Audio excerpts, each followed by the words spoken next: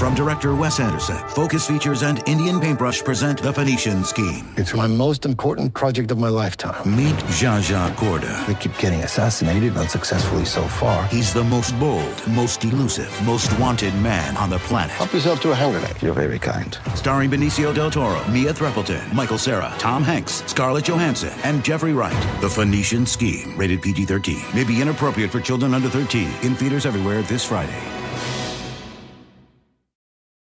When living with cancer, it's important to be informed and know what to expect. But finding the right information can feel overwhelming. That's why UnderstandCancerTogether.com is here to help. We've gathered practical information and resources based on where you are in your cancer journey, so that you can focus on the important conversations and decisions of today. UnderstandCancerTogether.com, helping you navigate life with cancer, one moment at a time. Content warning for discussions of religious trauma and abuse by a therapist.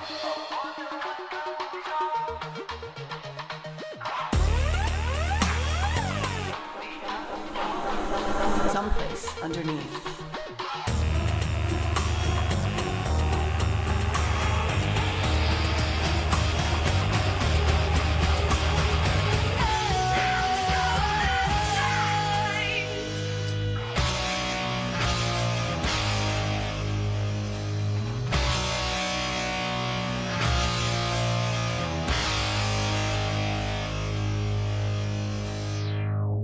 Yeah, I think 30 is like the prime age to get married. Maybe 35 to start having kids. People, they'll say, like, the incels will be like, that's too old, you lose your prime, blah. But that just comes from a control issue. Well, yeah, it's just anybody who'd say that would be a fucking loser. Right. They don't know what they're talking about. Well, they're trying to get a rise out of people. Well, there was a pastor I saw who said, you got to get them young. You got to get them young before they know what they're doing. I think I've seen that clip too. And he's saying it like he's being like cute, and they're like, oh, ha, ha, ha, because he's talking about his wife. That clip that was making its rounds? Him being like, huh, the only reason she likes me is because she didn't know any better. Right, now she's trapped with kids, can't go anywhere. And then it was like everyone in the church was laughing. And you're like, no, I say give him the kids. He gets full custody, and you go to Cabo. No, I don't think she's going. Damn, fuck. I don't think she's doing it.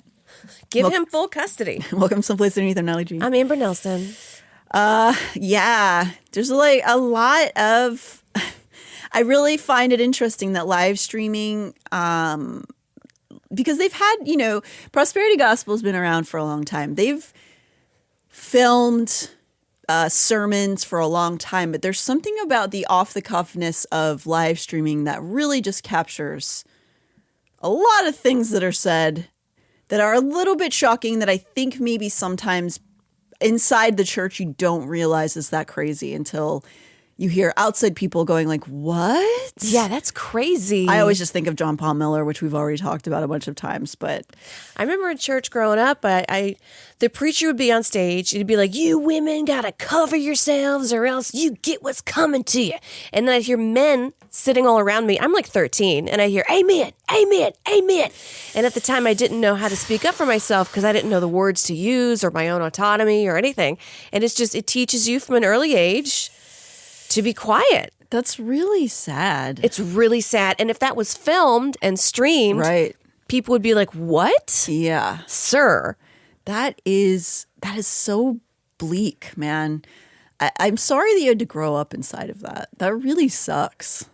There's problems in every community. And I face different challenges in the secular world, but like, there's just no justifying that kind of mentality. No, and the thing that sucks about it is religion can be incredibly beautiful. Yeah. Like it can help you. I pray all the time, especially when I'm in need of some comfort. And that's spiritualism, but not as much religion, right? Like, no, that's the tough part.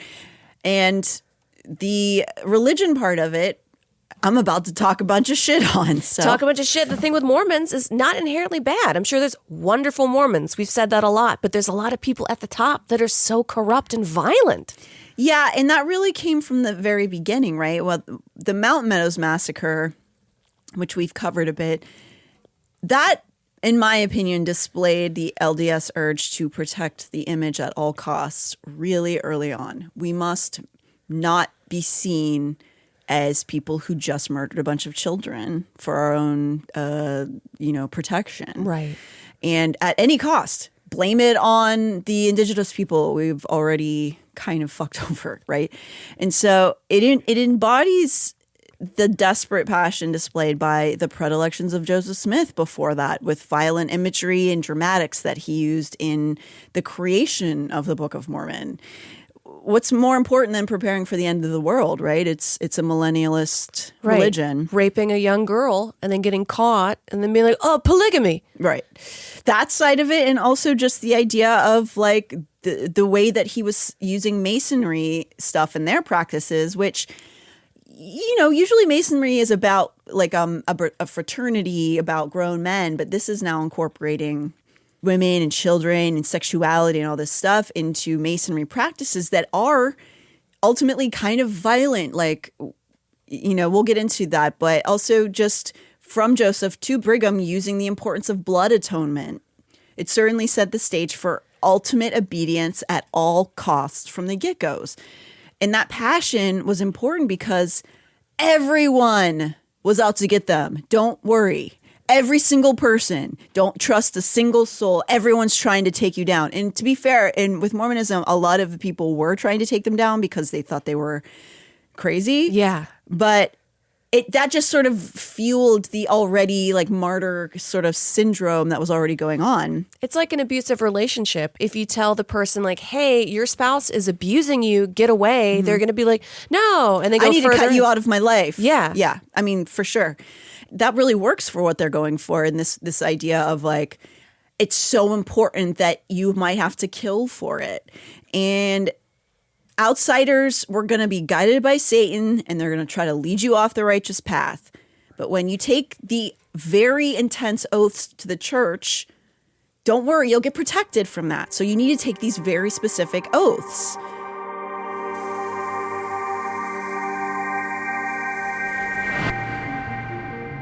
Current members of the faith have been vocally angry about ex-Mormons revealing their sacred processes of private rituals, such as temple sealings. That's fair, and we really don't mean any disrespect.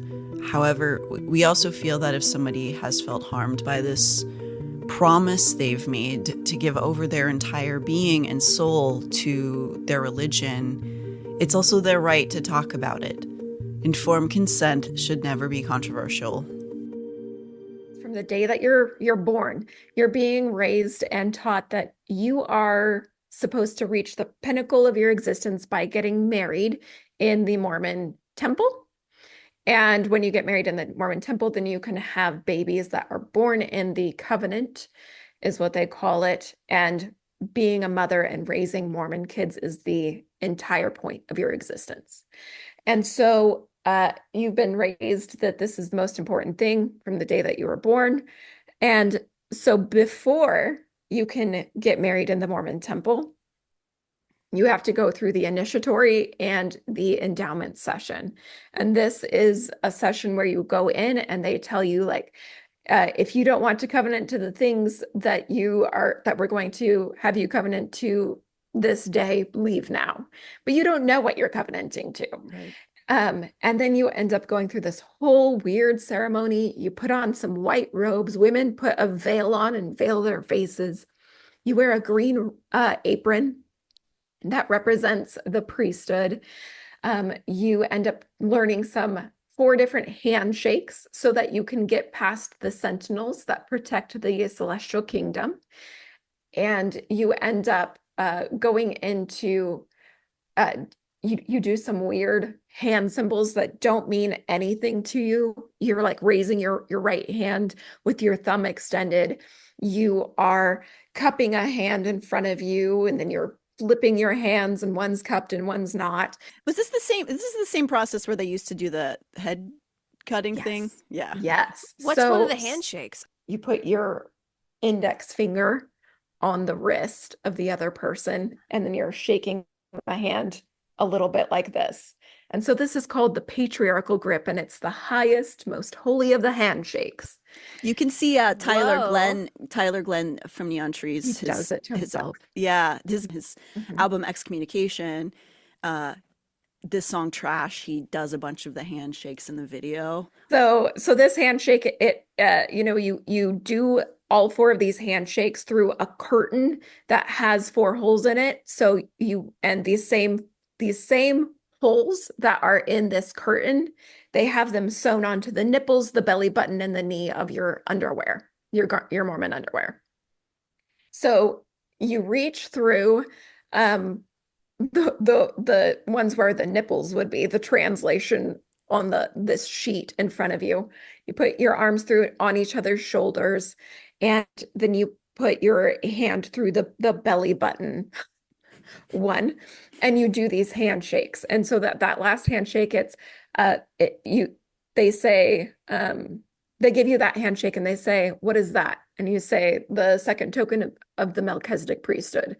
They say, has it a name? And you say, it has. And they say, can you give it to me? And then you're supposed to give them the name of it. And it's health in the navel, marrow in the bones, strength in the sinews, peace or power be upon me and my posterity until the end of time. And so you do all these handshakes, all of these names, and then you get to go through to the celestial room, which is supposed to be like heaven. So you get through to the celestial room and you're supposed to just sit there and enjoy it. I got through my session and I walked out to my whole family standing there, and I immediately turned and I said to them, I see why they say we're a cult now. And everyone laughed and shushed me. And I was just like, this is a big red flag, but I pushed through anyway. Got married 2 days later. They also have you wearing your green apron. You're doing that patriarchal grip over an altar. You turn and you look at a man who you don't know, who's officiating your wedding. And you say yes. You never say I do, but basically you're covenanting in this marriage to be loyal to the church.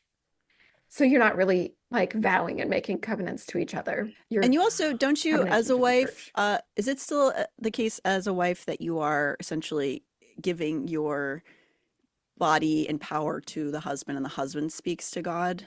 Because that was a process for a while. So right? that's part, I think they removed that part from it now, but when I went through, that was part of the endowment ceremony. They would have you bow your head and say yes. So you raise your arm to that square, bow your head and say yes. But one of those things was that I covenant to obey my husband as my husband obeys God.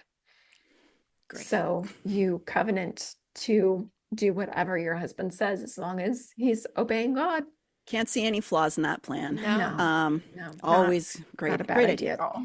There is something to be said with like ritual. I mean, Catholics do it a lot too. It's pretty cool. I think we all do it to some level, you know. I love ritual. I love ritual where it's not me turning over sex, money, and power to somebody else. Yeah, definitely.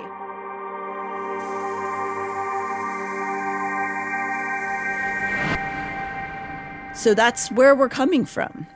In 1980, a psychiatrist named Lawrence Pastor released a book called Michelle Remembers, co-authored by one of his clients turned lover turned wife, Michelle Smith.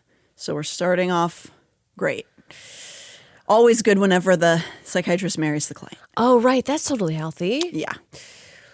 So what would follow would be something that happened to the country that could be an entire season in itself. And I'm sure somebody has made a podcast about the entirety of it. But the synopsis of what is detailed in the book Michelle Remembers is most often credited with being the soft launch of what would be called the Satanic Panic. Ooh.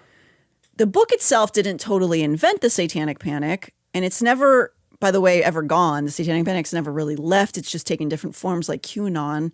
But like when they call everything they don't like satanic? Yes. I saw like what's that designer who wears all black? I forget his name. Rick Owens, I think. maybe. And his wife, I think she's super cool, older woman, and she has like her hand is painted black, or like her finger. Yeah. And people are like, it's satanic. It's satanic. I'm like, because they're wearing all black? Like, grow up. Yes, it is very much that idea. And that was something that didn't start in the 80s, in the 70s, but it became a phenomenon starting in that time period.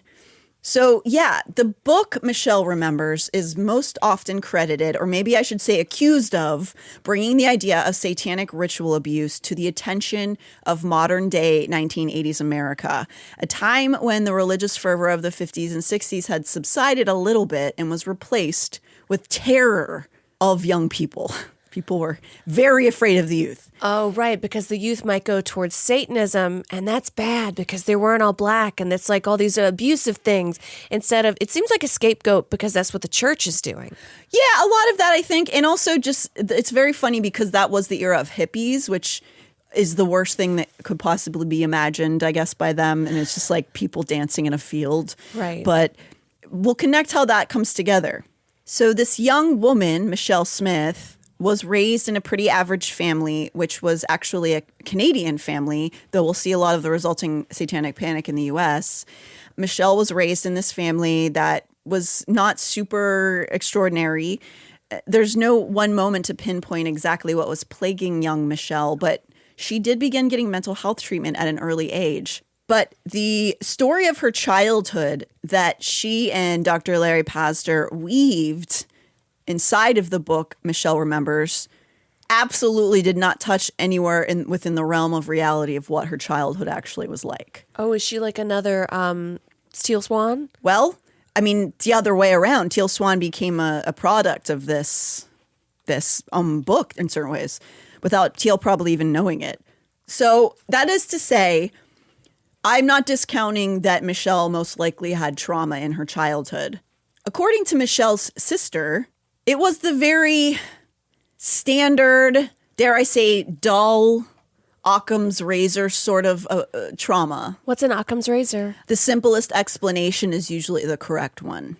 Right. Okay. So instead of the trauma being, I was kidnapped by a satanic cult and had horns and a tail sewn onto my 5-year-old body, and I had to eat blood and baby guts and stuff. Right, because that's crazy.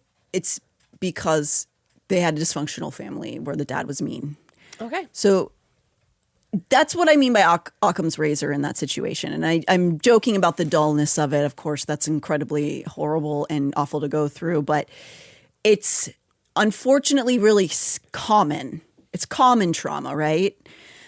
That wouldn't make that much of a splash in the book world.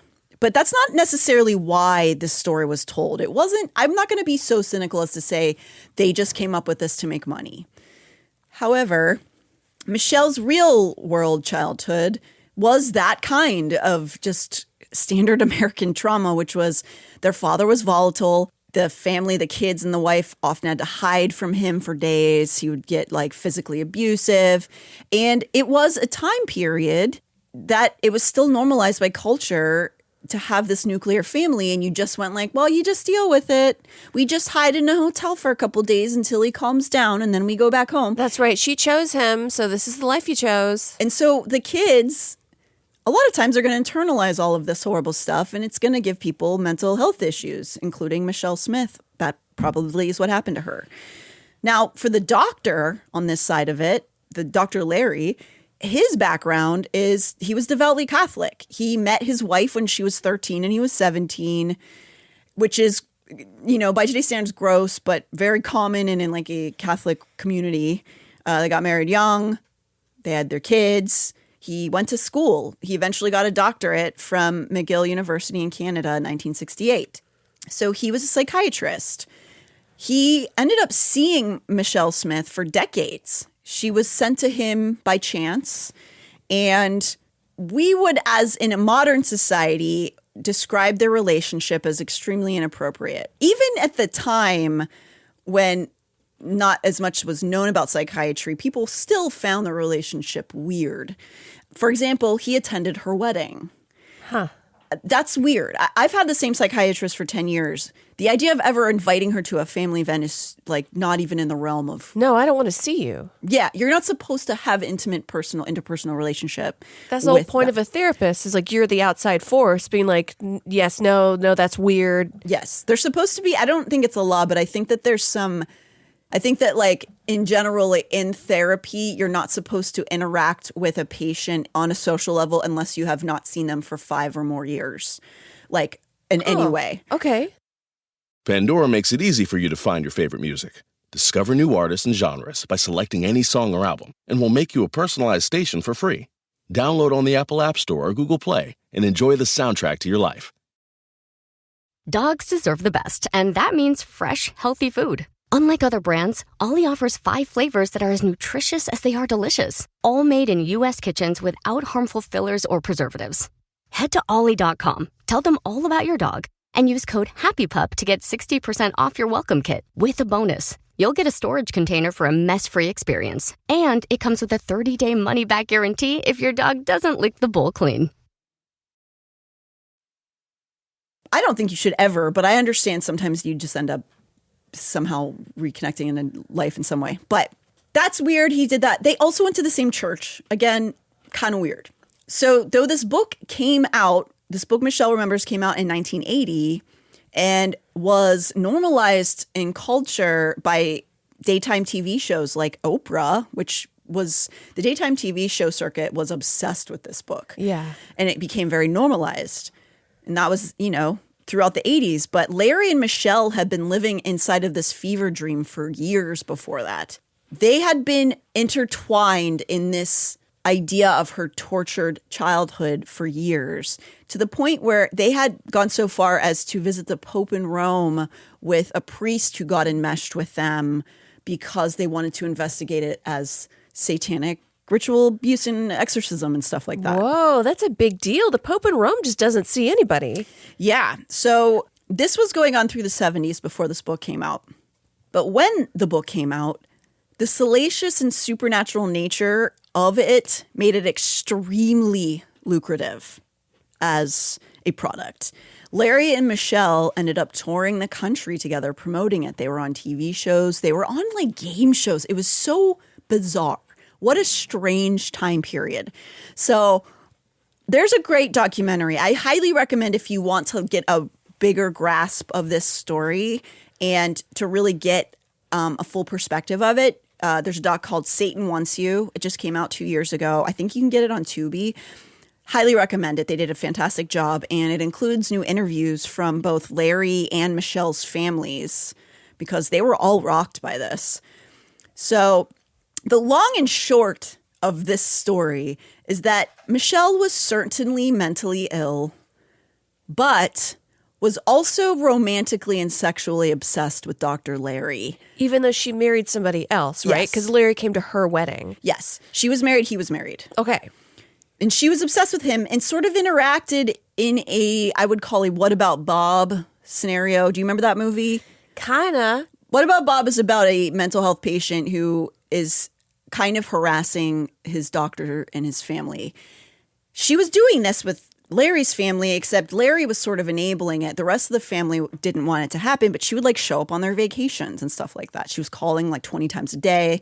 And he kind of enabled it because I think there is a part of him that really believed what they were coming up with and wanted to help her.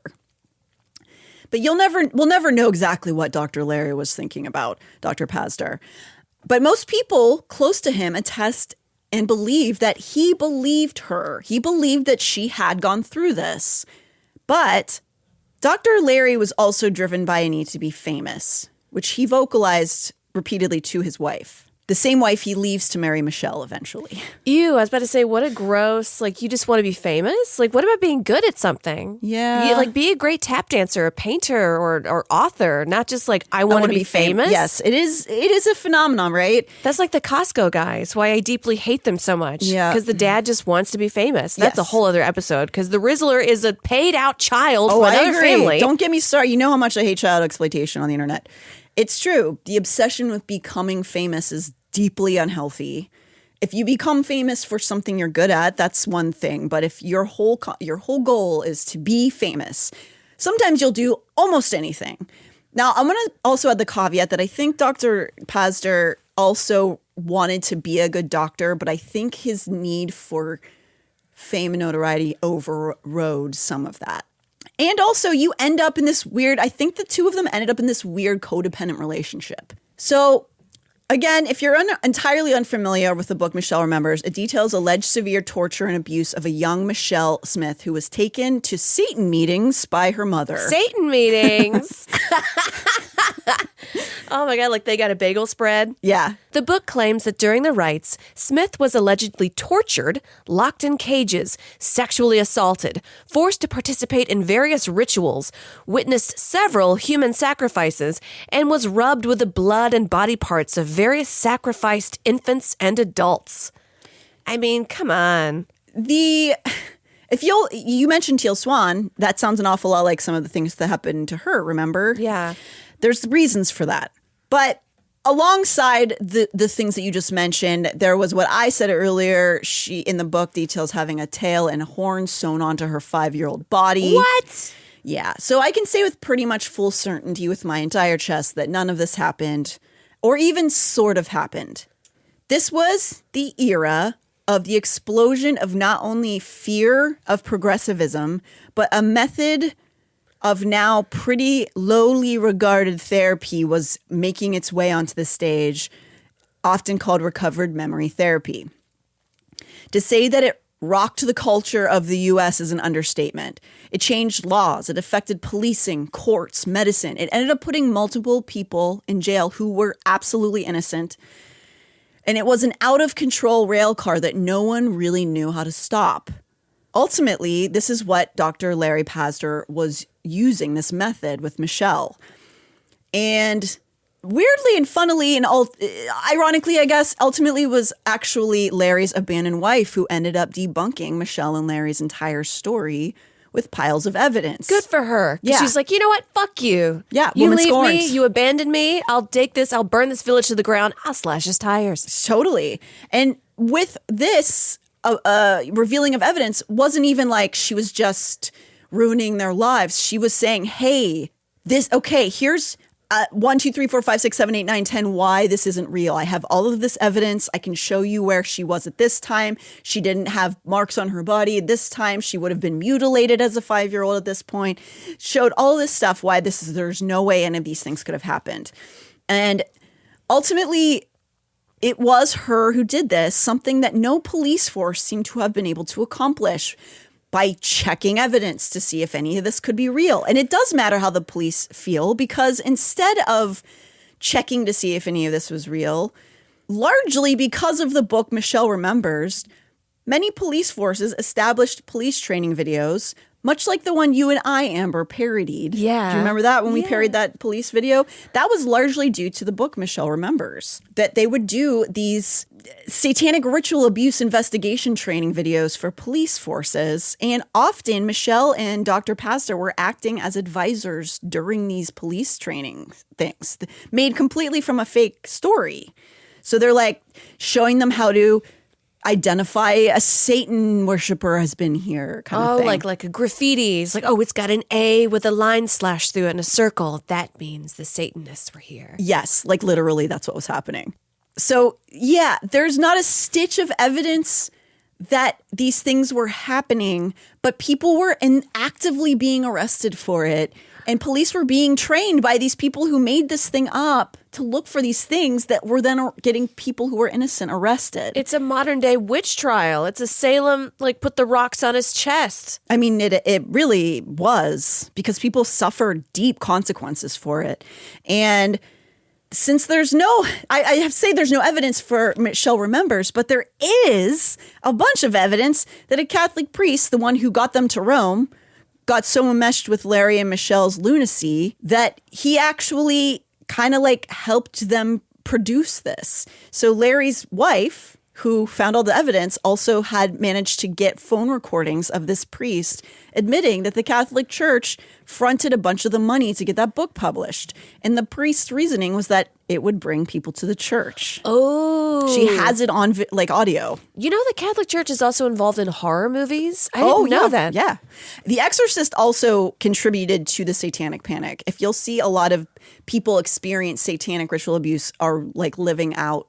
They report literal scenes from the movie The Exorcist a lot of the time. I mean, I do the same thing. Sometimes I'm like, oh, this happened. I'm like, no, Amber, that was in a 90s drama or like a 90s family sitcom. I know. And I was like, Amber, that boy did ask you out to the prom and you did get in trouble for smoking a cigarette. And you're like, what, was that Full House? Or no, my ex, he turned into Stefan Urkel. Oh, if only. Remember when he came out of that box of Stefan Urkel and it was like, I was just like a wet child. Whoa, ew. That's so Consensually as a child, you were right to yourself. Does that make it better? Yeah, I don't know. So yes, this was in essence funded by the church to an extent. And this is not to be downplayed. A number of people went to jail for years being accused of these things with zero evidence that they did it. Like, that absolutely did not do these things.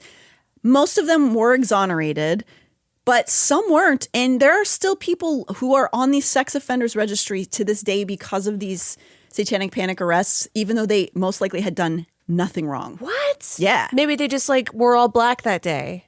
It was a lot of times, it's a very complex situation, but a lot of times it was a spouse accusing the other spouse because the one spouse was going through like mental health or like was trying to get back at them for something, would make these things. Or they were just paranoid. They were going to these recovered memory therapists, reliving these imaginary things that happened and then being like, he did all this stuff. And like there was no investigation. They'd just be like, well, I guess the devil made you do it or whatever. And then they just arrest the people. It's really, really tragic what happened.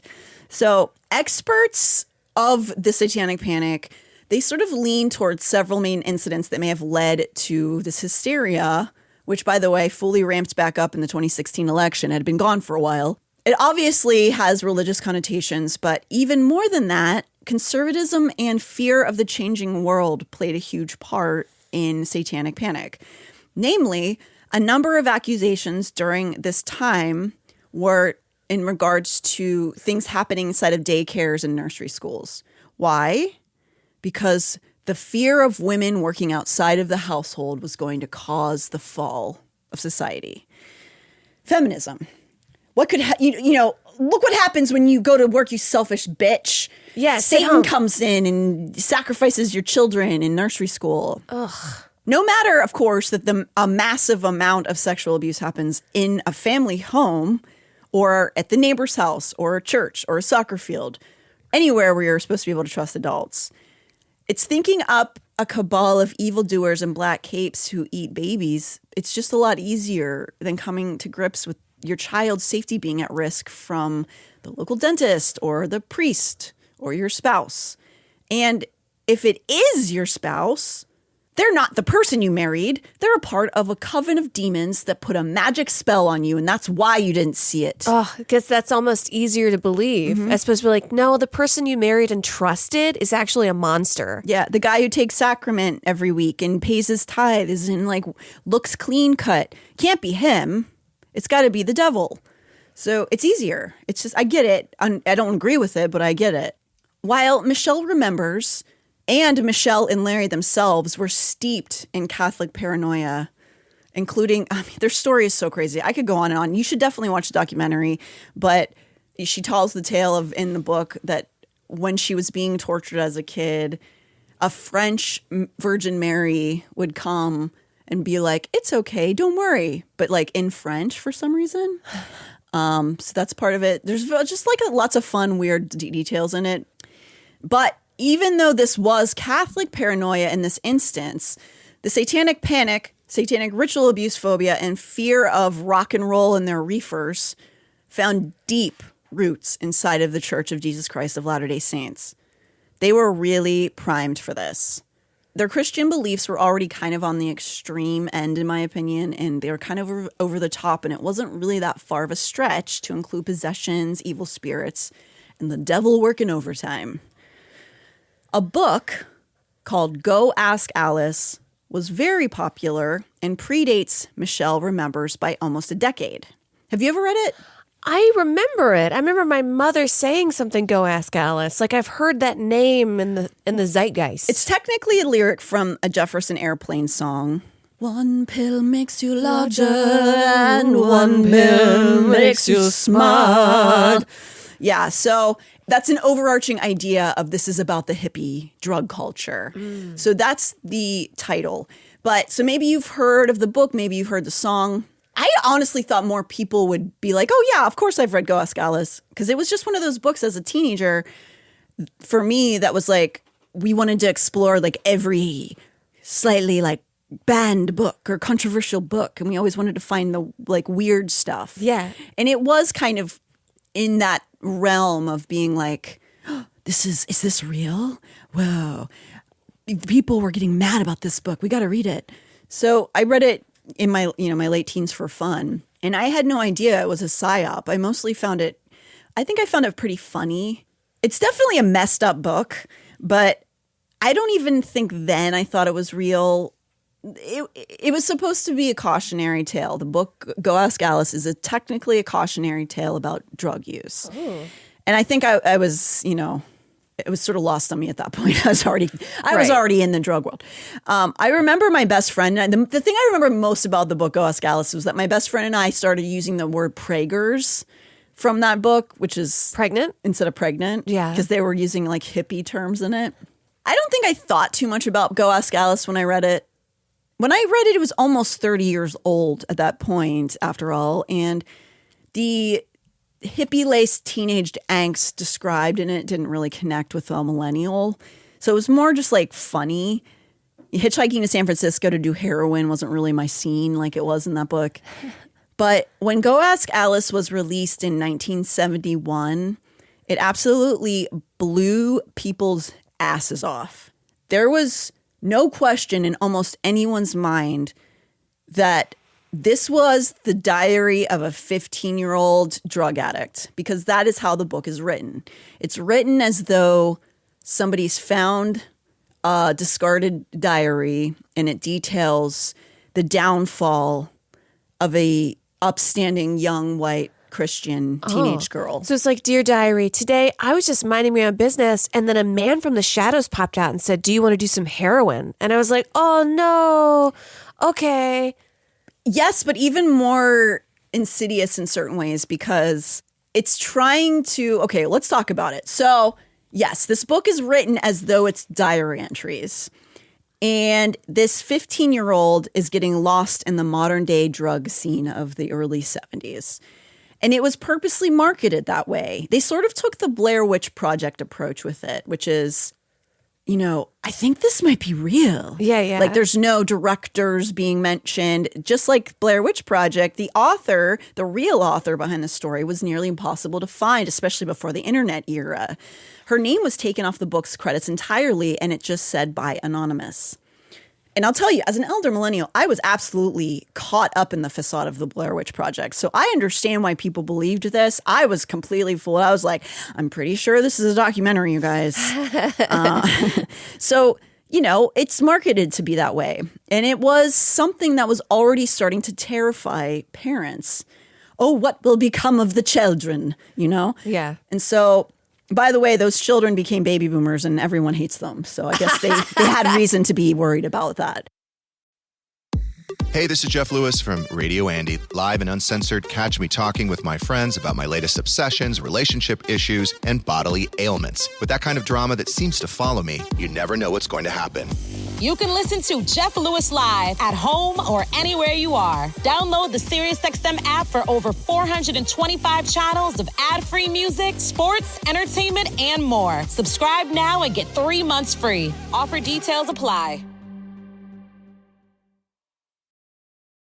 Dogs deserve the best, and that means fresh, healthy food. Unlike other brands, Ollie offers 5 flavors that are as nutritious as they are delicious, all made in U.S. kitchens without harmful fillers or preservatives. Head to ollie.com, tell them all about your dog, and use code HAPPYPUP to get 60% off your welcome kit with a bonus. You'll get a storage container for a mess-free experience, and it comes with a 30-day money-back guarantee if your dog doesn't lick the bowl clean. So it could be said that Go Ask Alice was setting a stage for the Satanic Panic in later books like Michelle Remembers. So again, this was almost 10 years before Michelle Remembers came out. While Go Ask Alice itself isn't about satanic ritual abuse, the message is ultimately the same. Progressivism, feminism, and liberalism are going to kill us all, starting with the children. It wasn't until last year, while doing research for this, that I learned who and what were behind this tale of woe about a hapless teen from a good, clean, white Christian family. The unnamed teen in the book, people assume her name is Alice because of the title, but the teen's never actually named in the book, falls into an evil trap of LSD that immediately turns to speed, heroin, and marijuana. Absolutely not. Yeah. In fact, the publishers of the book, Go Ask Alice, it was owned by a TV personality named Art Linklater, who met with Richard Nixon at the same time that this book was coming out and helped spur on the catastrophic war on drugs. So Go Ask Alice is intertwined with the war on drugs, which was bad. It was not a good thing to do. It was obviously racist-based. It was race-based. It was not helpful. It didn't stop anything. It just put a bunch of people in prison for weed. Ironically, if the war on drugs had been focused on parasitic pharmaceutical magnates like the Sacklers, it probably could have done something helpful. But that's not what it was really about. It was about putting black people in jail. No. Because the Sacklers, they're just money-making entrepreneurs. Right. We can't take them out. No, they're great. They're what America's about, which is unfortunately about making a bunch of money. It's the evil people that can grow weed in their closets that the government can't tax. Yep. Come on, Natalie. They're the Satanists. Yeah, they're evil. How dare you try to make your own money? How dare you? So Go Ask Alice is forever entwined and enmeshed with the war on drugs and with the culture clash that was happening between the younger generation and the older generation. And this book, Go Ask Alice, it turns out, was written by a little middle-aged Mormon lady named Beatrice Sparks. Beatrice. Yeah. Beatrice managed to get this diary she, quote, acquired. In reality, she just wrote it herself, but even lied to the publishers to get it made. She sounds like a bitch. I'm not a huge fan. I'll tell you that. She managed to get this diary she acquired, quote unquote, to the hands of this guy, Art Linklater, and his publishing company, and they agreed to publish it as long as they could credit it to Anonymous. They wanted to market it as it being a teen's real diary. And Beatrice had already kind of told them it was. Yeah, but she gets the money though, right? She gets the money. Yeah, but not the other women that want to work. No, yeah, sure. No, of course, because they're devils. It's kind of like that Laurie lady. Oh, sure. Who was a full-blown, in professionalism, and then she had made a bunch of money and had a career, but now she's like, ladies, you can't work outside the home. Are you talking about the internet's The Transformed Wife? Yes. Yeah. Yeah, for sure that part of the hypocrisy, but also the other part that she was not good for her, acceptable, is that she wanted the accolades. She wanted to be, again, another person who needed to be famous. She had to be. And so even though she finally got this diary, this working into the hands of people terrified of progressivism and counterculture, and the terror of kids getting addicted to LSD was like this huge moneymaker at the time. And she got this diary into the hands of this publishing company. And she did it. She succeeded. And they were going to give her money, but she wasn't going to get credit for it. And it was kind of her fault because she pitched it as a thing she found, right? But regardless, she eventually acquiesced. She said, okay, I'll take the money. I won't talk about me being attached to it. They're like, well, we'll see how many it sells. I think they first like produced like 40,000 copies. It ended up selling over 3 million copies in the first couple of years. Beatrice. She sounds like a feminist. Oh, she's not. But she uses feminism like a lot of these women and then shit on it. Like they are using the benefits of feminism and then also like degrading it at the same time. Oh, like the girls on Instagram, they're like, I just want to bake bread for my husband. And it's like, you have 1 million followers on here. Mm-hmm. You make money on your apron you sell. Yes. What are you? And they're like, oh, I just do it as like a little income, but women should stay home. I'm like, you are a feminist. This is a little bit what Beatrice was doing, the trad wife thing, but in a different context, if that makes any sense. So it's not that different from what they're doing on the internet. But she wanted to be the one to help save the children, right? She wanted to be the one who was like, oh, she's amazing as a writer and as a saint, and she's making America safe again. Like that is what she wanted. So she didn't get it right away, but the book was a surprise, super uber success. Millions, again, like I said, copies were sold in the early 70s. People were blown away. I think partly it had to do with the gimmicky nature of it because it was this unexpected thing that showed up on the scene, this diary, and it's salacious, this diary. And they're just like, oh my God, the drugs are terrible. Look what happened to this girl. And it's honestly pretty funny. I highly recommend reading it. It's really fast. In the book, Go Ask Alice, it's much more about a girl going from just being like this cute, high school, I think sophomore, into being dosed with LSD at a party one day. And her life just like, do you know that scene in Wet Hot American Summer where they go to the town from camp and they all just like start doing heroin, and during the montage, like they go off and have a fun time. And by the end of the montage, they're in like a heroin house, just like faded on, like needles sticking out of their arms. That's how the book reads, where she goes to a party, is accepted by the kids. She doesn't know, and they dose her. And then her life suddenly she's blowing men in San Francisco to get heroin. It's just wild. So that's like the Huckabees. They invested money in this documentary about like the OnlyFans pornography ring in Florida. Uh-huh. And these girls are just like, they're having a very bad time. And it just makes you not want to do sex work. And at the end of it, they were like, sponsored by the Huckabees. And I was like, oh, that's why. Yeah. Like, you're not showing the women that are doing, and the men too, and that are just like, oh, I am able to escape a bad situation and like make some money for myself. And, I don't have a pimp. It's propaganda. It's propaganda. That's the word. While you could make a documentary about the bad side of sex work. That is bad sides. To just show it as this one-dimensional thing that's just the devil is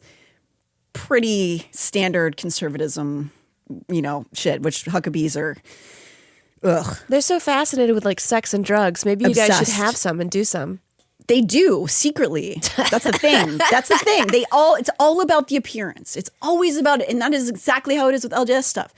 It's so much about what it looks like. It doesn't matter what's behind it. You just have to make everybody think that you are one thing.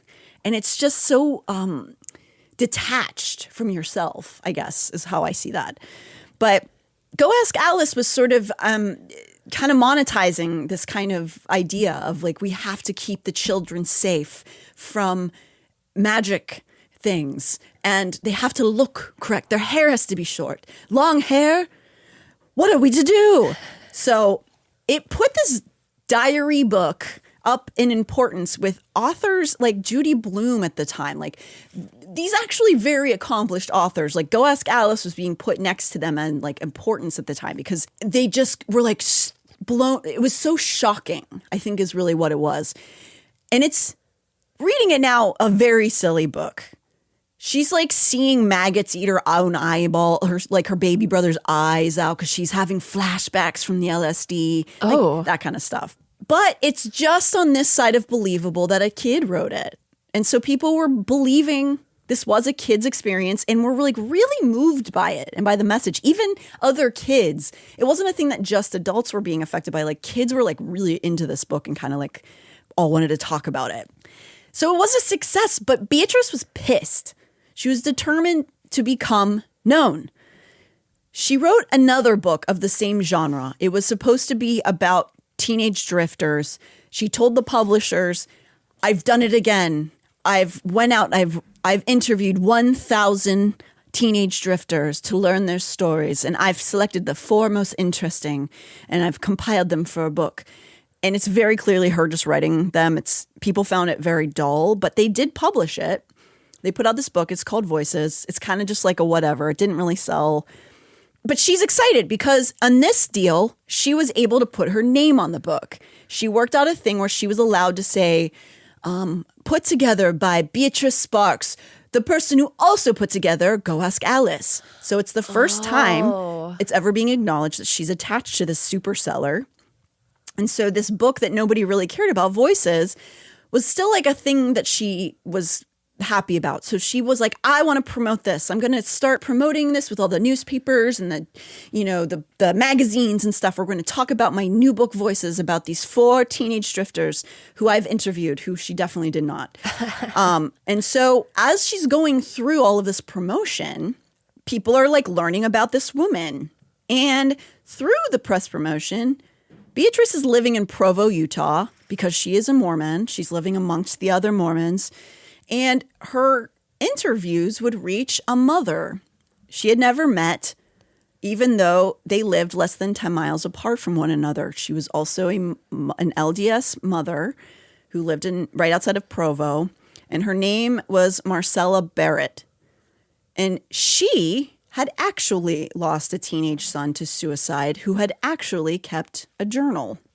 So Marcella Barrett is still deeply in grief at this point when she comes across these interviews about Beatrice promoting her books that were about documenting the deaths of kids caught in the wrong side of the tracks.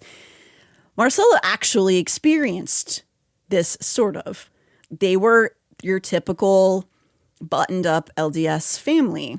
And while certainly their child who died of suicide, whose name was Alden Barrett, while they certainly loved him and thought they were doing the best for him, he was not a kid who blended into LDS culture.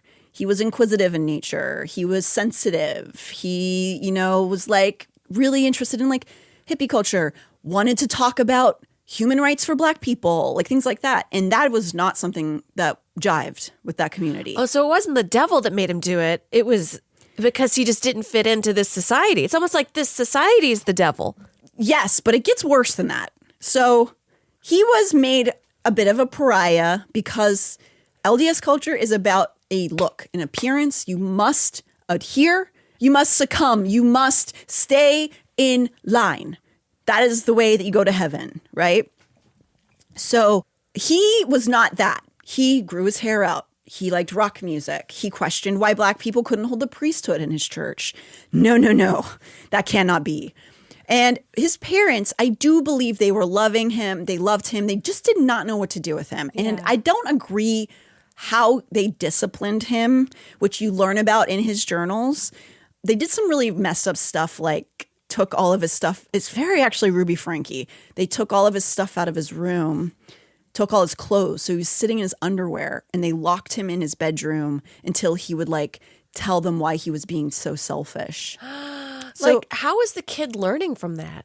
They're not. They're not. They're just being punished. Yes. So then, like from now on, like every move they do, they're afraid they have that physical fear of being beaten or hurt. Well, he also put it onto he internalized it too, being like, why can't I be like who my parents want me to be? But he was actually like sounds like a good person. Yeah. But I know they thought they were doing what they were supposed to, right? And I don't blame them for his death at 17. In my opinion, it's not their fault necessarily. It's just that time period is a horrible and volatile time for most of us. 17 sucked for me personally. Yeah. And had he been able to hold on, he probably would have escaped that world and found his way in some other part of life. Just like left a Mormon community, left Utah, whatever. He probably would have figured it out. But unfortunately, he didn't. He took his life. He died by suicide using a gun. And Alden's mother, Marcella, was deeply grieving because, again, she loved her children. She just didn't know what to do, right? And when she saw these interviews that Beatrice was doing, she felt called to her, reading that, she was the editor of these lost children's journals. She wanted Beatrice to immortalize her son the same way. She was in the midst of grief, but she really wanted her son's death to not be in vain, which is so normal in that sort of situation, right? And so maybe his journals could do what Beatrice's books were doing, which is deterring kids from doing drugs and becoming bad. And again, in reality, he sounded like he was a smart and thoughtful kid who just didn't fit into the Mormon mold. But Beatrice responded to Marcella, because Marcella reached out to her and said, I'd love to talk to you about taking my son's journals and turning them into another one of your books. And Beatrice, reverent and humble and gracious, accepted. She met with Marcella, and she agreed to take the journals from her of her son Alden's journals, and turn it into another book for the kids to read about cautionary tales. She promised also, Marcella, that she would treat them with, respect, and that she would send Marcella a manuscript before it would go anywhere, right? So, yes, I will cherish these journal entries and I will turn it into something that can help the kids in the future. Imagine her surprise a year later when Marcella is walking around in a grocery store, just, going about doing her errands, when a friend comes up to her, wanting to talk to her about the book that had just been published about her son. She didn't give her the thing before? So Marcella says, what are you talking about? And her friend goes, the book that just came about him. It's called Jay's Journal. And she goes, what? This only furthered her confusion, as her son's name was Alden. This is an excerpt from the book Unmasking Alice. Marcella was lost. What in the world was Jay's Journal? Was that book about Alden? No, it couldn't be. Later, a bigger question occurred to her. If it was the book about Alden, how had her friends known that? Jay's Journal seemed to be sold out everywhere, but when Marcella finally got a copy, she only made it through a few pages before her stomach lurched. The cover wasn't exactly subtle. A pictogram with a human skull inside it, with some big block letters, Jay's Journal, the haunting diary of a 16-year-old in the world of witchcraft, edited by Beatrice Sparks, who brought you Go Ask Alice. Oh, so she's just a fucking bitch. Beatrice! Fuck you! More like bitchatrice. Yeah. But she was doing the thing that her community was doing, which was to fear the different, fear the creative, fear the people who don't fall in perfect line. They're the ones who are going to cause the downfall of nuclear family, modern white America, right? Ugh. And then just use this family's life and, So Marcella was shocked when this happened because Beatrice didn't say anything to her about this coming out. And obviously she changed Alden's name, but not a lot of the other details. So Marcella forces herself to read it eventually and was shocked beyond words what Beatrice had done. The journal she had handed over to her contained very normal teenage angst, and a lot of it's documented in that book, Unmasking Alice, if you're interested. It's bordering on modest rebellion, but it was so not that big of a deal what was going on with Alden. Beatrice had defiled these journal entries. Like so many conspiracies, there were tiny kernels of truth laid in the pages of Jay's journal. In fact, she used full excerpts from Alden's actual journal. This is also from Unmask Alice. Sparks had used 24 entries from Alden's journal, sometimes word for word, then added more than 190 new entries, including all of the violent and occult material. But the book didn't say that. Instead, everything was attributed to Jay. And Sparks? So, for example, let me just explain this because this is going to lead into really where the LDS Church has taken some of this. So, Alden, in his real journal, in his real world journal, this is a real boy who died. He describes a very sweet fake marriage ceremony to his girlfriend, whose name is Teresa, that they did in secret at midnight. So this is a typical high school dramatic, romantic Romeo and Juliet, kind of like our families don't want us to be together, but we love each other and we'll always love each other. Everything's so big and dramatic. Yes. And they wanted to get engaged, which was very common at the time, especially in LDS world. They want you to get married immediately. But neither of their parents agreed. They didn't like the marriage idea. So they were just like, fine, well, then we'll just have our own joining ceremony. And it's all very innocent. It's the most even new age that it got, according to Alden's journal, was he brought a prayer blanket because he was inspired by the Beatles' recent, they attached themselves to like Eastern religion. So that's right. This evil boy was now using words like meditate and yoga. Xenophobic Mormon families are already not going to like this, right? And they definitely didn't. And they could have just sort of shown this real version of it, and the Mormon families still would have been terrified. But Beatrice really felt like, I guess, the need to strike home at just how evil stuff like this, like being in harmony with nature and like being in love with your girlfriend are just gateways to blood orgies. So she included this very real excerpt from Alden's journal in Jay's journal that is about his feelings as they were about to do this midnight joint spiritual ceremony. This is an excerpt. But of more importance, Teresa and I finally came to grips about our relationship. I love her and she loves me. That's all there is to it, except that our minds are still growing and this may cause a hassle. But what will be will be. A happiness, a hopelessness, 2 children on the wing, a loving book, a storybook, and sacred hymns to sing. I have invested my heart. There is a chance that it will be broken, but also a chance at unlimited happiness. So, pretty emo. Speaks of a sensitive boy who feels deeply and is still looking for maybe his place in the world.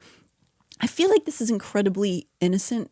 Yeah. Sort of teenage angst. He seems really smart too. He is very smart. He was like the president of their debate club. Like, he's not this like monster. But this is how Beatrice added to his journal entry in the book.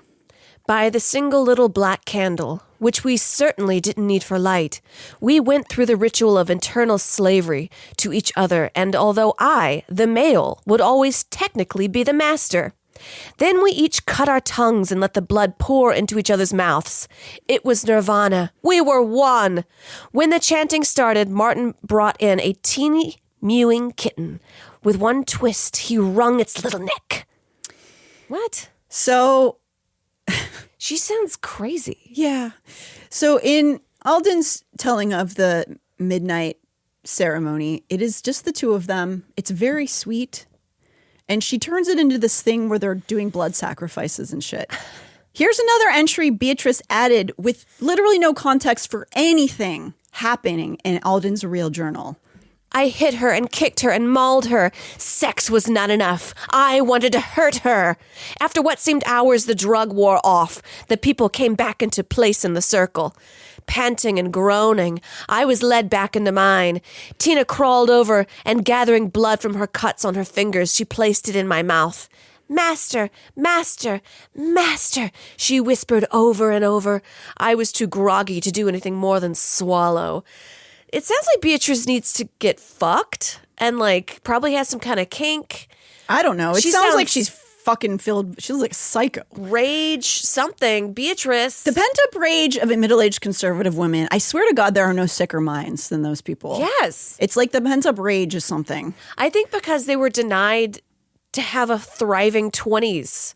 Like, to have like things they actually wanted in their life. Wanted or do. And like, oh, if I just shut up and like make myself small for my family and then put them first, you'll take care of me, right?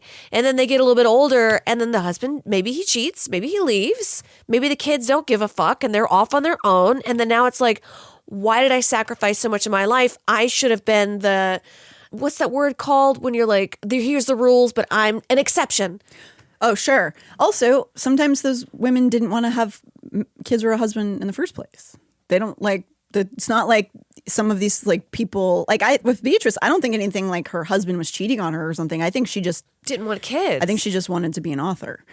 But she was kind of trapped in this, it's like a mind prison of being in this really high control group, right?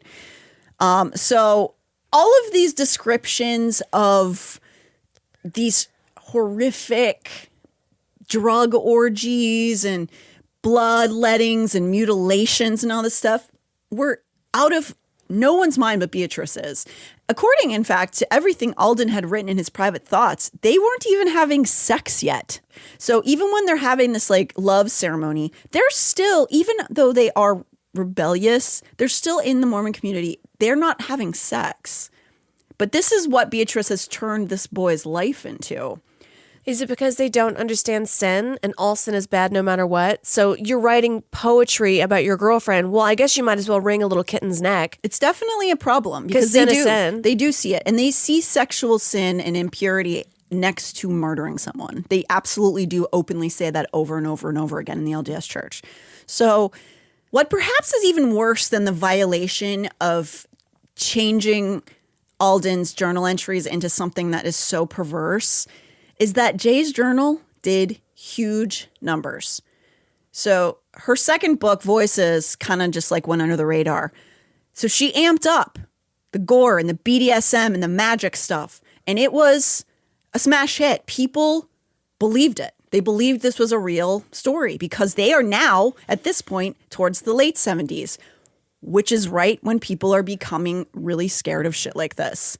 In fact, while Michelle Remembers is most noted for helping the Satanic Panic go mainstream, Jay's journal predates Michelle Remembers by a couple years, and it really served as a kindling for the eventual bonfire of panic conservative America created. So even though we just talked about Michelle Remembers being the mainstream pathway to Satanic Panic, Jay's journal really set it off first by a couple years. And people just took it as fact, like crazy shit in this book. And they're just like, our children are drinking the blood of cows they mutilate. They cut their eyeballs out and they put them in their butts. And the reality is that this almost 60-year-old woman making all of this up. As for Alden's family, let me remind you that Alden's family, his very real family who exists, is still in this community right next to Beatrice. Considering Beatrice wrote this fucking world-selling book, she was still living in the same exact community as the family she wrote it about. And she didn't make any real effort to hide certain recognizable places and names. And because the community is so tight and they're all from the same church communities in the same stake, they easily figure out that Jay's journal is about Alden, which is why that woman came up to Marcella in the grocery store and said, I'd love to talk to you about your son's book. I bet Marcella is embarrassed, to say the least. Mortified, humiliated. Also just like already so stricken with grief. And then now this woman has put this book that everyone in her community knows is about her son, saying that he was like fucking in blood orgies. He was so innocent, comparable to like everything that was happening. And he was sad. And it's so tragic that he took his life. And now Beatrice is just like literally shitting on his life to make money and to eventually spawn on a terrible crisis in our country. Is this like the Malefius Macardum or whatever? What's that? That was a book written about witches a long time ago. Oh. And then it started like a witchcraft trial, and then like women in Germany were burned, and like I feel sad that I didn't know that. I'm sorry. Good. No one should. I wish that author would fucking die. I mean, he is dead a long time ago. But yeah, I mean, kind of the same thing for sure. So it was easy for their community to figure out this was about Alden Barrett. But what was nearly impossible for the community was to decipher which parts of it were real and which weren't. So suddenly, the family was being talked about in hushed tones, wondering if the Barrett son had brought evil upon their pure LDS town. The family, understandably, was not equipped to address these rumors. And I mean, who really is? I've had stuff utterly fabricated about me on the internet, and I put myself out there. You know, they weren't trying to do this, and there's just no good recourse. You just have to kind of breathe through it and hope the truth wins out at the end, because you can't go and be like, nah, they're lying. Like, you sound crazy. Yeah, you sound crazy, and it sounds like you're covering up, and it makes it sound like even more like you're bad. Mm-hmm. So They were a quiet, private Mormon family. It was actually very out of character for Marcella to want his journals to be public, and it was certainly an act of grief, as well as really probably trusting Beatrice because she was a sister saint in their own stake. And so why would she ever assume that this bitch would go and do something like this? They were so embarrassed. They didn't want to bring a lawsuit. They wanted to fucking melt away into nothing. They were humiliated. And also just in like full grief, including like Alden had siblings. They had to go through high school during this time period and just like the horrible things they had to go through because of it. Yeah, high school's bad already. I know. And so because of this is how reality becomes mythology. It's so easy to do.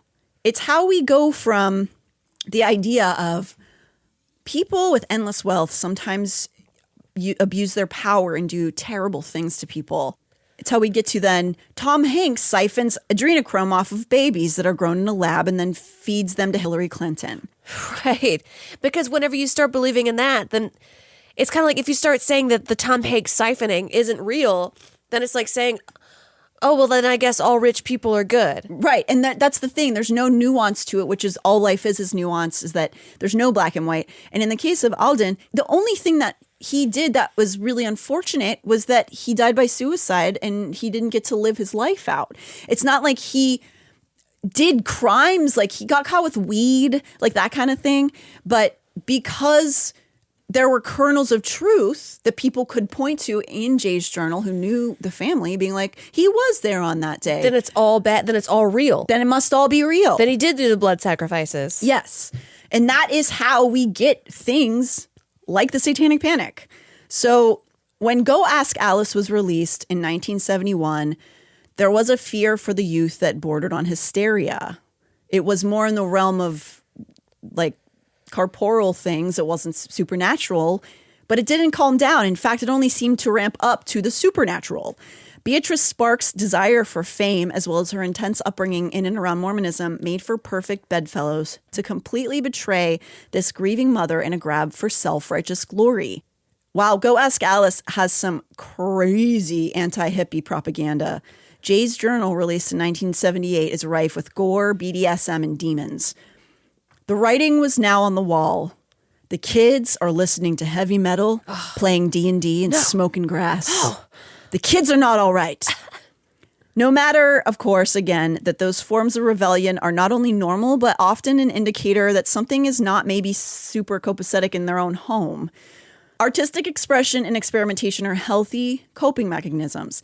But don't tell that to a group of people who are obsessed with purity, cleanliness, whiteness, and image. Better dead and clean than alive and unclean. That was spoken by Marion Romney, yes, a Romney, who was the second counselor to the prophet Spencer W. Kimball, who himself is a bitch. Wait, better dead and clean than alive and unclean? Fuck you. So Spencer W. Kimball was the 12th prophet of the Mormon Church, making Marion Romney either bebop or rock steady. You know, remember I showed you those three old guys that are at the top? There's always three. So there's the top guy and then the two thugs on either side. So Marion Romney was one of the thugs. And that is what he said to the entire church: better dead and clean than alive and unclean. Marion Romney also said, quoting his father from when he was about to go on his mission, "When you are released and return, we shall be glad to greet you and welcome you back into the family circle. But remember this, my son, we would rather come to this station and take your body off the train in a casket than have you come home unclean, having lost your virtue." So that was him as well. Here's a quote from the seventh prophet, Heber Grant, who was prophet until 1945. "There is no true Latter-day Saint who would not rather bury a son or daughter than to have him or her lose his or her chastity, realizing that chastity is of more value than anything else in the world." And this is something that Gordon B. Hinckley said in 1967. "I know what my mother expects. I know what she's saying in her prayers. She'd rather have me come home dead than unclean." These people are sick in the head. It's pretty crazy. Yeah, it's pretty bad. No, but the mental health crises are coming from playing Dungeons and Dragons. So don't worry about it. Between the years of 1970 to the mid-'80s, A lot of damage was done trying to, quote, save the children. And it's written plain as day. Every single prophet during this time period said things akin to this. You need to stay clean. You need to be pure. Your family needs to stay clean and pure. And so people in this community, in this world, were taken by the ideas of like Jay's Journal and Go Ask Alice, because that means your family's not clean anymore. And cleanness is paramount to get into heaven. You can't get to the kingdom. You can't go to Heavenly Father if you've got dirty rat son with long hair. Ugh, is this why they want the world to end? Because they're exhausted all the time? Probably. It seems like it's real tiring. Yeah, because like always be clean and virtuous. Like what if I don't feel like brushing my hair today? I mean, that's why they hurt their kids so much of the time, because I feel like the pressure of it must be unbearable. Like the constant, you must. I saw a video of this woman doing dishes, and she was like, you're doing dishes and your husband's mad and your kids are crying, but then you hear the call of Jericho. And I'm like, you could also just ask your husband to help out with the dishes. Like maybe there's that. You're never getting to top heaven, Amber. You're never getting to third level heaven. This is this time period that is just, it changes the entire structure of our country, but absolutely comes from inside the LDS church and also changes the shape of the LDS church in different ways. They were definitely at the forefront of the desperate attempt to control the American narrative and to maintain bland white superiority. We'll get into this much more in depth when we cover the troubled teen industry, but this is also the inception time for places like Provo Canyon School, which is still active today. You may recognize that name if you follow OG celebutante Paris Hilton. They kidnapped her. Mm-hmm. So she's traumatized from being kidnapped inside her house. Yeah. It was one of those several schools that she went to that traumatized her to the point that she's been fighting to get these schools closed for several years now. And Provo Canyon School, like so many troubled teen reform programs, are filtered through the lens of Mormon purity because they are run by LDS people. So Paris Hilton, like many kids who get shoved off to these places, which don't worry, we're having a full, at least one episode about that industry. But a lot of them aren't LDS kids, but they get sent there because of how brutal LDS culture is and how they treat kids in those schools to try to, quote, scare them straight. So all of those ones that used to be in like Dr. Phil and all that shit, most of those were LDS. So saving the children means just like absolutely traumatizing them? Yeah, just beating the living shit out of them until they comply. That's the word I was trying to think of That's earlier. it.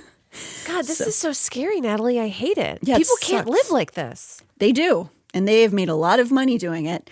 Those schools, like Provo Canyon, I don't want to get too deep in it because we're very late into the episode now, but it's like 5 figures to send your kid there at least. You have to like sell off your belongings to get your kid in there. And, you know, we're going to wrap up for this week, but I need to just again drive home why this is so connected to LDS faith and culture. This is also something that David McKay has said. No success in life can compensate for failure in the home. He sounds like a cunt. Yeah. So, and failure is, again, your kid being a dirty hippie, your kid trying marijuana, your kid asking why black people are considered less than in the church. That's not acceptable. And so when your kid does that, your kid needs to pay. What's that TV show? It's black and white with the cop that doesn't have a gun. Show. It's the guy's name. Yeah, some show, but it's like a black and white wholesome show. And I was looking at it on YouTube, just kind of like and I look at the comments, and it is the most hateful people. They're like, back in the day, we didn't have any slurs around. Yeah. Yeah, well, that's the phony idea of like this America that never existed in the first place, where they're like, they make America great again bullshit. It's just like, you're talking about a show you watched on TV. Also, you were saying you want it to just be white people. That's what you're saying. Again, it's with like the TV show that you're like, oh, that really happened. Yes. You're like, no, that was the show you saw. Yeah. Oh my God, what is that show called? Adam, do you know? Andy Griffith. Thank you. Thank you. Andy Griffith Show. To wrap this up, this episode, again, while the LDS Church is not solely responsible for the Satanic Panic, it certainly ushered it along. And that's not really changed today.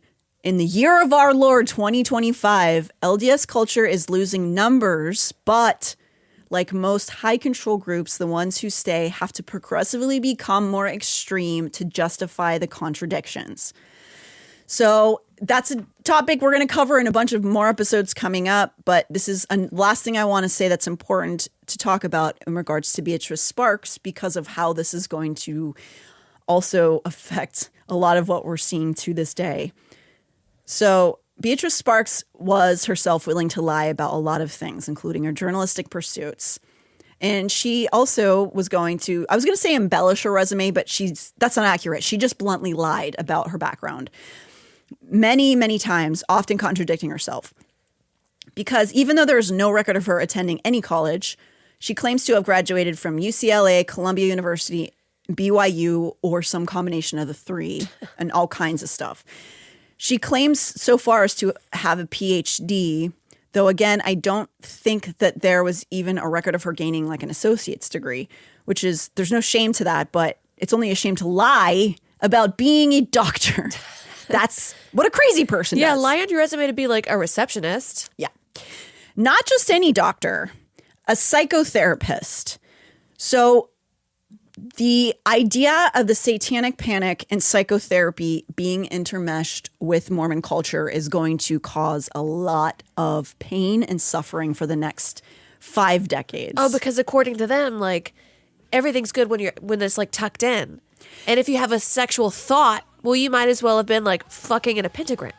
You're right. You're really not exaggerating. And we're going to be going into the world of mental health care in the LDS Church. Ooh.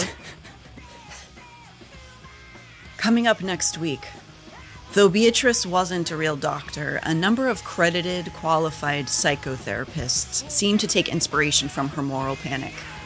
The suffering that came from this has warped LDS mental health care in more ways than could have ever been predicted.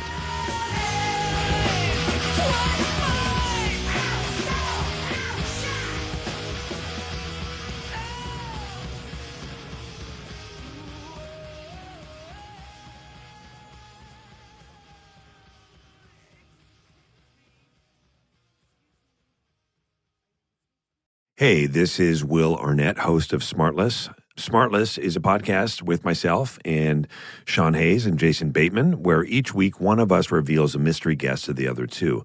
We dive deep with guests that you love, like Bill Hader, Selena Gomez, Jennifer Aniston, David Beckham, Kristen Stewart, and tons more. So join us for a genuinely improvised and authentic conversation filled with laughter and newfound knowledge to feed the smartless mind. Listen to Smartless now on the SiriusXM app. Download it today. Sun's out, snack's out, and My Mochi ice cream is your go-to summer treat. My Mochi's bite-sized beauties are only around 70 calories each. They're packed with cool, creamy ice cream and wrapped with soft, chewy dough. Totally satisfying, perfectly portioned, and ready to cool you down with every delicious bite. My Mochi ice cream fits your summer vibe. Treat yourself smart with a joyfully chill sensation of My Mochi. Look for the purple box of My Mochi at Walmart or visit mymochi.com to find a store near you.